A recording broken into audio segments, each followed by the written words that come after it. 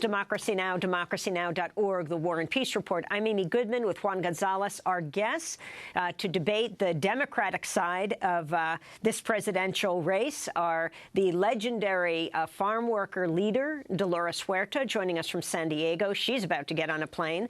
Professor Melina Abdullah of California State, representing the Black Lives Matter movement, and Professor Cornel West, now of Union Theological Seminary, before that Princeton, before that Harvard, before that Princeton. Very interesting trajectory of his life, author of many books. He's representing Bernie Sanders. Juan? Yeah, I wanted to turn to a comment that Senator Bernie Sanders made at Sunday's debate in Flint, Michigan, when he was asked about his racial blind spots. When you're white, you don't know what it's like to be living in a ghetto. You don't know what it's like to be poor. You don't know what it's like to be hassled when you walk down the street or you get dragged out of a car. And I believe that as a nation in the year 2016, we must be firm in making it clear we will end institutional racism and reform a broken criminal justice system.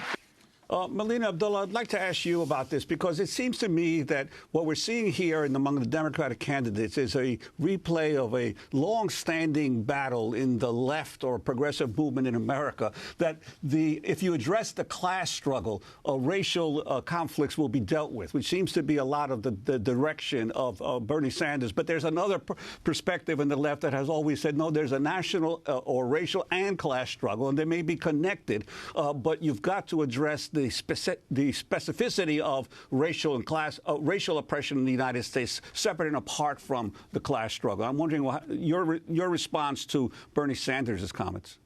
Right, absolutely. So there are intersections between race and class. And, you know, Professor West writes extensively about this. Manning Marable wrote extensively about these intersections. And so we absolutely need to address questions of class, questions of the economic system. At the same time, when we think about the specificity of blackness, black folks wind up at the bottom of every single economic measure, from employability to household income to wealth. And so we need a plan. We need our candidates and we need our leaders to have specific plans that deal with race on a whole and the specifics of blackness. And so I think that there was some clumsiness with what Bernie Sanders had to say. I think that it's clear that he's being pushed, and I think, you know, some of the push is probably coming from someone I respect a great deal, Dr. West. Some of the push is also coming from the folks on the ground. So when we think about Black Lives Matter activists as interrupting and engaging Senator Sanders, I think that we see some push happening. At the same time, we see him not being there yet. And so we need to develop a plan that really deals with the specifics of blackness, black jobs, black employability, moving forward black wealth. I know Senator Sanders also has had some questions around reparations posed where he didn't have what we see to be a satisfactory answer. Your response to that, Professor No, West? I think my dear sister is very fair, and I'm going to be with her in the streets, and I'm going to be with her when we go to jail, because there's a social movement side of this thing, and then there's electoral politics on the other hand.